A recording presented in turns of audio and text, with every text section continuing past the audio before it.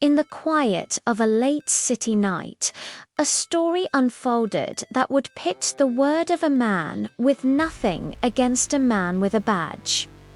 This is the incredible tale of Walter Pop Jones and how his humble mobility scooter became an unshakable witness for justice.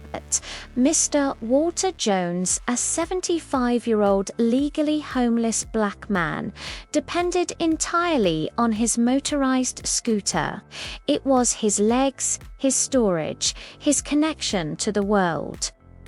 One night, while resting at a downtown bus stop, his scooter chained to the bench beside him, his path crossed with Officer Chris Denton. Denton, known for his aggressive broken windows policing, saw Mr. Jones not as a person, but as a problem to be erased from the cityscape. Move on. "You can't sleep here," Denton barked, gesturing at the scooter, "and that thing is unauthorized property storage." Mr. Jones, weary but respectful, began to comply. "Yes, officer, give me a minute. I'm moving." But a minute was too long for the impatient officer. Denton stepped forward and violently ripped a container of food from the scooter's basket, spilling its contents onto the sidewalk. "You're taking too long. I'm seizing this as hazardous waste." A cry of anguish escaped Mr. Jones. He instinctively reached out, grabbing the officer's arm. "Leave my food. That's all I have." This simple, desperate act of self-preservation was all Denton needed. He saw it as an attack. With a powerful two-handed shove, he sent the elderly man tumbling off the bench and onto the hard pavement. Mr. Jones landed with a sickening thud, his face scraped, his weak shoulder screaming in pain. As Mr. Jones lay dazed and bleeding, Officer Denton wasn't finished. He seized the scooter, spun it around with calculated malice, and slammed it into the bus stop bench, deliberately damaging it. Then he cuffed the injured old man. The charges: aggravated assault on an officer and, astoundingly, using a motorized vehicle as a weapon. Denton's official report would claim that Mr. Jones had intentionally driven his scooter toward him. The case seemed like a classic he said, she said, heavily weighted in the officer's favor.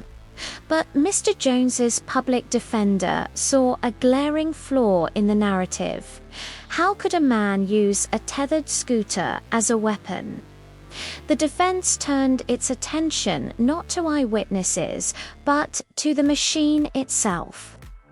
They discovered that Mr. Jones's scooter, like many modern mobility devices, had a digital black box, an internal log for diagnostics and maintenance required for its warranty. This was their key. The defense team subpoenaed the encrypted files from the scooter's manufacturer.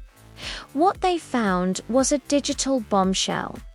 The first piece of evidence came from the motor engagement log. It showed with undeniable certainty that the scooter's motor was completely disengaged and locked in its parking brake mode for the entire 15 minutes leading up to the arrest. It was physically impossible for Mr. Jones to have driven it at the officer. The scooter was off. But that wasn't all. The scooter was also equipped with an accelerometer, a sensor that measures impacts and GIs. At the exact time of the arrest recorded in the police report, the accelerometer registered a massive, sudden spike of 6.1 Gs. This data perfectly matched the physics of a violent external force, an impact consistent with the scooter being slammed into a metal bench after its owner was shoved to the ground. The machine itself recorded the moment of assault. Finally, there was the GPS log. It provided a digital alibi that was ironclad. The data proved the scooter had not moved from its exact coordinates at that bus stop for over 5 hours before the incident. The claim that Mr. Jones was driving it anywhere, let alone using it as a weapon, was completely and utterly demolished by the scooter's own silent testimony. In the courtroom, this digital evidence was irrefutable. The scooter's logs provided a perfect scientific alibi, a voice for a man who might otherwise have been silenced. The machine testified that its owner was stationary, compliant, and the victim of an unprovoked and violent assault. Faced with this unalterable digital truth, the prosecution had no choice.